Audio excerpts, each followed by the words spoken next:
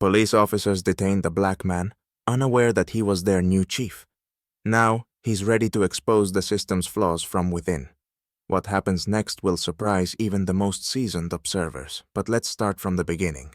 Jason Miller, a tall, solidly built African-American man around 40, walks down a quiet street in the town of Mayfield. He's dressed in dark jeans and a light gray shirt, a casual look perfect for an evening stroll. His short hair and confident gaze make him a notable figure, but he enjoys the tranquility, not yet realizing he's about to face a serious obstacle.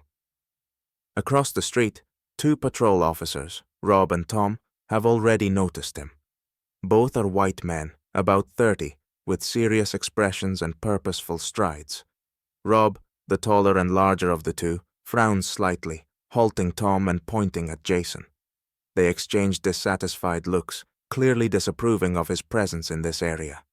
Their deeply rooted stereotypes and biases have already overridden any sense of reason.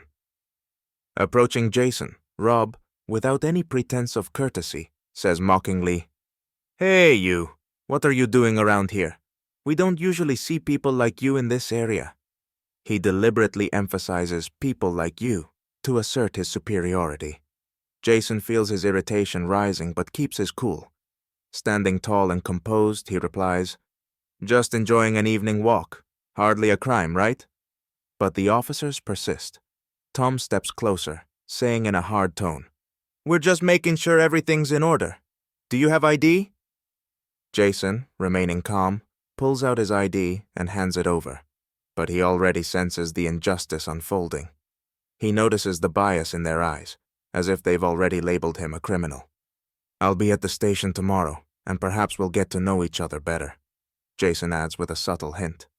The patrolmen laugh, brushing off his words, then toss his ID carelessly back to him. "Well, see you tomorrow," Rob sneers. As Jason turns and continues walking, a few passers-by who witness the scene stay back, observing. A young couple begins filming on their phone, sensing this incident might be just the beginning. As Jason leaves, he knows this confrontation is far from over. The next day, Jason Miller heads to the Mayfield police station, wearing a dark blue suit, white shirt, and dark tie. His confident stance and steady stride mark him as a man accustomed to discipline. Outside the station, two city council members, Mr. Wilson and Ms. Carter, await him eagerly. They organized his appointment and are excited to introduce him to the team. Wilson, an older man with graying hair and a warm smile, extends his hand to Jason and confidently says, "Today is an important day. We're sure you're just the person our town needs." As Jason enters the station with the council members, the conversations among the staff quiet, and all eyes turn toward him. In the center of the room stand Rob and Tom, the very officers who had blocked his path the previous night. They were talking with colleagues, but fall silent upon seeing Jason. A mixture of surprise and discomfort crosses their faces as they exchange glances, struggling to believe what they're seeing. Mr. Wilson calls out loudly, "Attention everyone, let me introduce Jason Miller, your new chief of police." For a moment there's silence, and though some staff members greet Jason, attention lingers in the air. Rob and Tom remain standing with tense expressions, realizing who they had stopped the night before. Rob, a tall, muscular man with a discontented look, averts his eyes, avoiding Jason's gaze. Standing confidently, Jason addresses the team. "Hello, I'm Jason Miller, your new chief. I'm here to make this department stronger and more just, to make our service transparent.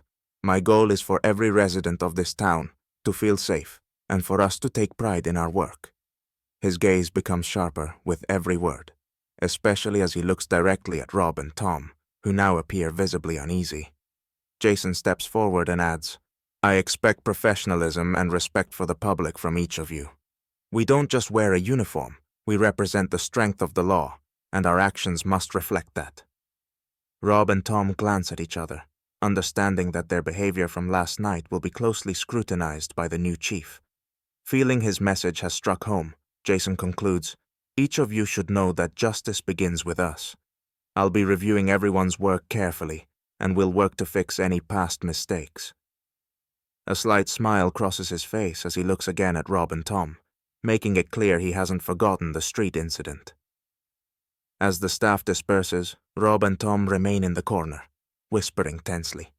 Both realize that this new leadership might change their familiar routines, and that last night's incident is unlikely to be forgiven.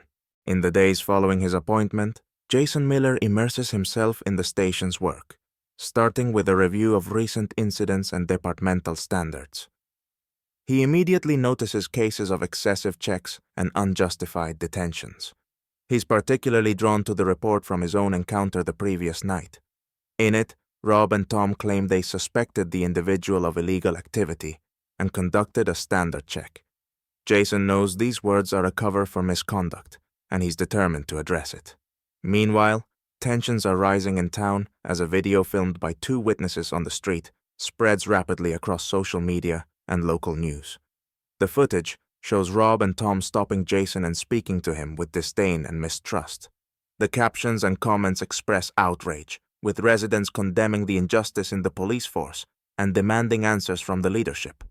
Many commenters and bloggers see the incident as symbolic of systemic issues and call for an open investigation. Rob and Tom realize their actions are under a spotlight, and this worries them. They overhear colleagues whispering about the scandal, discussing the video, and saying, "The new chief won't let this slide." Lieutenant Harris, one of the senior officers, calls them to Jason's office, informing them that the chief wants to speak with them. Rob tries to stay confident, but his face betrays concern, while Tom, anxious and tense, can barely contain his nervous gestures, constantly fidgeting with his hands. When they enter Jason's office, he sits at his desk in a formal suit, with reports in front of him and his laptop playing the video of their interrogation from the previous night. The video shows their dismissive gestures and sneers all too clearly, and the officers realize there's no hiding now. Jason greets them coldly, motioning to the chairs across from him. His gaze is stern but calm. He doesn't raise his voice, yet each of his words lands with precision. "Your job is to protect citizens, not to turn them into suspects based on their appearance," Jason says, staring directly into Rob's eyes. Rob looks away, struggling to hide his discomfort, while Tom goes pale, realizing the gravity of the situation.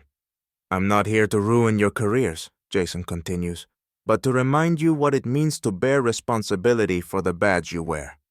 Trying to defend himself, Tom interrupts. "Chief, we were just doing our job. It was a standard check." But Jason cuts him off immediately.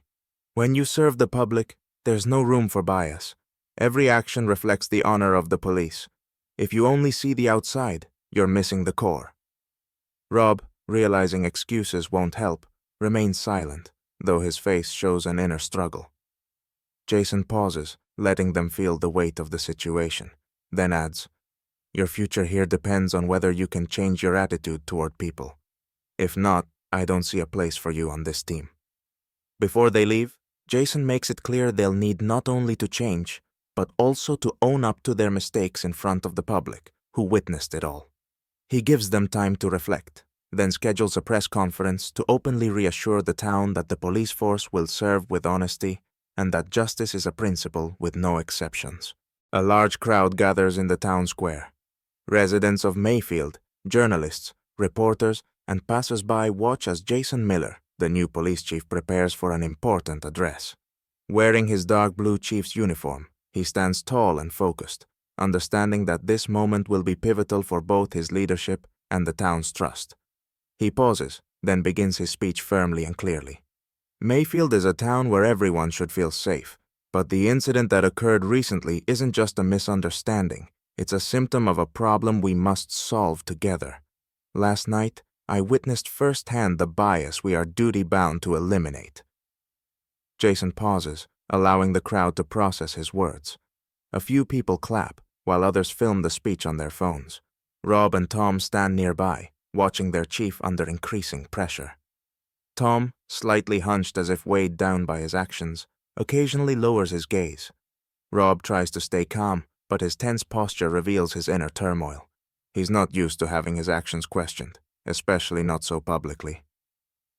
Wrapping up his main points, Jason looks directly at the audience and continues.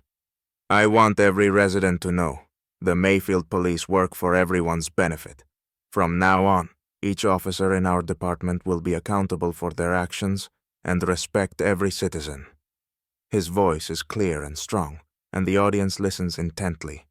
One reporter seizes the moment to ask, "Mr. Miller, does this mean those responsible will face consequences?"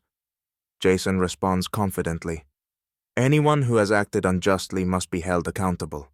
But it's more than that. True justice is the chance to change, not just to punish." Sensing the moment, Jason turns to Rob and Tom and gestures for them to approach the microphone, giving them the opportunity to address the public. Tom steps forward, nervously swallowing, but determined to take responsibility. "Yesterday's incident was a mistake. I realize we overstepped and acted with bias unworthy of our role," he says, looking at the crowd.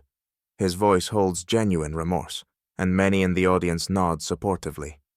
Pausing briefly, Tom adds, "I sincerely apologize to the people of Mayfield and to our chief for my actions. We're here to serve, not to make people afraid." Jason nods at Tom, acknowledging his step toward change. Rob, however, stays rooted, unwilling to approach or apologize. He gives a tight nod to Jason and the crowd, but says nothing. The audience murmurs in disapproval, and the tension rises. Jason casts a cold look at Rob before calmly adding, "Professionalism isn't just words, it's actions. Only those willing to change and understand the people we serve will work here." After the press conference, Tom approaches Jason and, shaking his hand, promises to improve his behavior. Jason sees sincerity in his eyes and decides to give him a second chance. Rob, in contrast, quickly leaves, unwilling to face the moment, showing his resistance to change. A video of Tom's apology quickly circulates on social media, with local residents praising his courage. The public sees this as a sign of change and begins to trust the new police chief. Jason, observing the residents' reaction, feels that his words and actions have made a real impact. Now, as a leader who not only holds people accountable, but also gives them the chance to grow, Jason realizes that this incident marks a new chapter for both himself and the Mayfield police force.